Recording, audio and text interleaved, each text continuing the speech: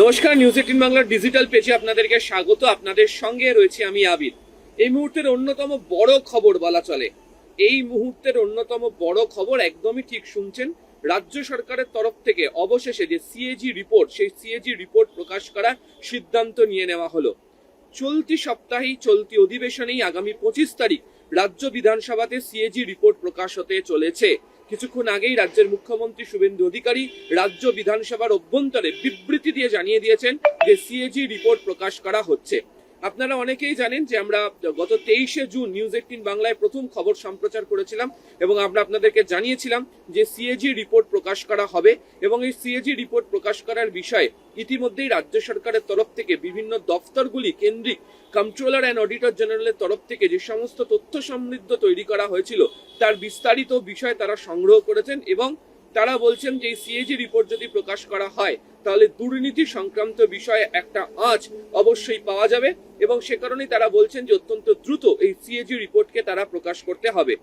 প্রথমে মনে করা হয়েছিল যে চলতি বছরের হয়তো শেষের দিকে রাজ্য বিধানসভার অধিবেশনের মধ্যে কোনো এই সিএজি রিপোর্ট প্রকাশ করা হবে, তবে এদিনকে দেখতে পাওয়া গিয়েছে যে তার অনেকটা আগেই এই সিএজি রিপোর্ট প্রকাশ করার সিদ্ধান্ত নিয়ে নিল হচ্ছে রাজ্য সরকার। প্রথমত আপনাদেরকে আমি জানিয়ে রাখি যে বিবৃতির অংশ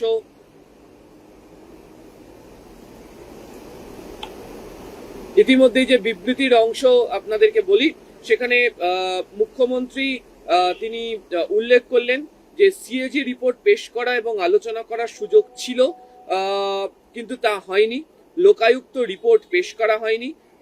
25 তারিখ সিএজি রিপোর্ট পেশ হবে এবং পরবর্তী সেশনে তা নিয়ে আলোচনা করা হবে এবং যেখানে যেখানে দুর্নীতি প্রামাণ্য সেটা ধরবে সিএজি। আমরা রাজ্যপালকে বলবো এফআইআর করব এবং রাজ্যপালকে এই গোটা বিষয়টি সম্পর্কে জানানো হবে এবং এই বিষয় নিয়ে এফআইআরও করা হবে এবং এই এফআইআর বা যাদের বিরুদ্ধে দুর্নীতির প্রমাণ মিলবে সেক্ষেত্রে দাঁড়িয়ে সেটা তিনি মুখ্যমন্ত্রী হন বা অন্য কোনো বড় নেতাই হন, তাদের বিরুদ্ধে আইনত ব্যবস্থা গ্রহণের ক্ষেত্রে কোনো বাধা থাকবে না।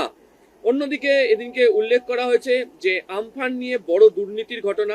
আপনারা জানেন যে গতকালকেই রাজ্যের প্রাক্তন মুখ্যমন্ত্রী মমতা বন্দ্যোপাধ্যায় তার যে 21শে জুলাইয়ের যে সমাবেশ, সেই সমাবেশ মঞ্চ থেকে দাঁড়িয়ে তিনি উল্লেখ করেছিলেন যে আমফান দুর্নীতি নিয়ে ওরা তদন্ত করবে বলছে, আমফান দুর্নীতি নিয়ে তারা তদন্ত করুক। একই সঙ্গে কোভিডের সময় যে পিএম কেয়ার যে ফান্ডের পরবর্তী সময় যে মেডিকেল ইনস্ট্রুমেন্ট, সেই মেডিকেল ইনস্ট্রুমেন্টের বিষয় নিয়েও তদন্ত করা উচিত বলে তিনি তোপ দেখেছিলেন। এদিনকে মুখ্যমন্ত্রী বিধানসভার অভ্যন্তরে উল্লেখ করেছে যে আমফানে বড় দুর্নীতি হয়েছিল এবং সেই দুর্নীতির বিষয় নিয়ে মামলা পর্যন্ত হয়েছিল হাইকোর্টে এবং এবং এবং সেই তদন্ত হাইকোর্টের সেই তদন্তের প্রেক্ষিতে স্পেশাল সিএজি রিপোর্ট যেটা সামনে আনা হয়নি এবং হাউসে সেটা পেশ করা হয়নি, ফলে আইনত যাদের বিরুদ্ধে সুপারিশ ছিল তাদের বিরুদ্ধে কোনো ব্যবস্থা গ্রহণ করা হয়নি। সেই প্রসঙ্গের কথা এদিনকে তিনি উত্থাপন করেছেন। একই সঙ্গে এদিনকে জানিয়ে দেওয়া হয়েছে যে প্রাক্তন বিচারপতির নেতৃত্বে ইউসিসির যে কমিটি তৈরি করা হয়েছে সেই ইউসিসি নিয়ে রিপোর্টও সামনে চলে আসবে এবং এর জন্য বিশেষ সেশন বসবে এবং রাজ্য বিধানসভাতে এদিনকে অনুরোধ করা হয়েছে যে সিএজি রিপোর্ট নিয়েও যেন সেই সময় আলোচনা হয়। এদিনকে মুখ্যমন্ত্রী শুভেন্দু অধিকারী উল্লেখ করেছেন গতকাল যারা বড় বড় ভাষণ দিয়েছেন একজুড়ি লোক নিয়ে তাদের মুখোশ খুলে দেওয়া হবে শীঘ্রই। এদিনকে এর পাশাপাশি তিনি উল্লেখ করেছেন যে কটা সাংবিধানিক বডি বা কমিশন আছে সমস্ত সাংবিধানিক বডিকেই কার্যকর করা হতো না এবং প্রাক্তন বিচারপতি অশোক গাঙ্গুলির ওপর কি ধরনের অত্যাচার হয়েছিল তিনি উল্লেখ করেছেন, সেটা সকলে দেখেছে। 1 আগস্ট এইসব সাংবিধানিক বডি কাজ করবে এবং অভিযোগ নেবে বলেও তিনি জানিয়েছেন। ফলে এই হচ্ছে এখনো পর্যন্ত আপডেট এবং আপনাদেরকে আমরা আগেই বলেছিলাম যে অনেকেই বলছেন যে সিএজিতে একদম যে পরিমাণ দুর্নীতির অভিযোগ জমা পড়েছে সেটা কার্যত পাহাড় প্রমাণ দুর্নীতির অভিযোগ বলা চলে এবং এক্ষেত্রে দাঁড়িয়ে সিএজি রিপোর্ট যদি প্রকাশ্যে নিয়ে চলে আসা হয় বা যদি রিপোর্ট পেশ করা হয় তাহলে দেখতে পাওয়া যাবে যে প্রচুর সংখ্যক মানুষজনকে কি ধরনের অস্বস্তিকর অবস্থার মধ্যে দিয়ে যেতে হয়েছে। তার কারণ কেন্দ্রীয় সরকারের তরফ থেকে যে অর্থ দেওয়া হয় সেই অর্থ রাজ্য সরকার কিভাবে নিয়ে কাজ করছে এবং সেই কাজ করার পর তার যে ইউটিলাইজেশন সার্টিফিকেট তা জমা দিতে হয়, অর্থাৎ খরচ যে সত্যিই করা হয়েছে সে সংক্রান্ত রিপোর্ট জমা দিতে হয়। তো সেই রিপোর্ট জমা না দিতে পারলে একটা সমস্যা তৈরি হয় এবং সেই প্রসঙ্গের কথাই এদিনকে উত্থাপন করা হয়েছে এবং ফলে যদি সিএজি রিপোর্ট প্রকাশ্যে চলে আসে তাহলে বড় রকমের অস্বস্তির সম্মুখীন হবে পূর্বতন সরকার। তার কারণ যখন বিজেপি এখানে বিরোধিতাতে ছিল, তাদের তরফ থেকে বারবার ধরে অভিযোগ করে বলা হয়েছিল যে বিভিন্ন ক্ষেত্রে রাজ্য সরকারকে কেন্দ্রীয় সরকারের তরফ থেকে অর্থ দেওয়া হয়েছে, কিন্তু তবে সেই অর্থে কি কাজ হয়েছে, সেই কাজের যে বিস্তারিত যে তথ্য কেন্দ্রীয় সরকারকে জমা দিতে হয় বা তার যে রিপোর্ট তাদের হাতে তুলে দিতে হয়, সেটা কোনোভাবেই করা হয়নি।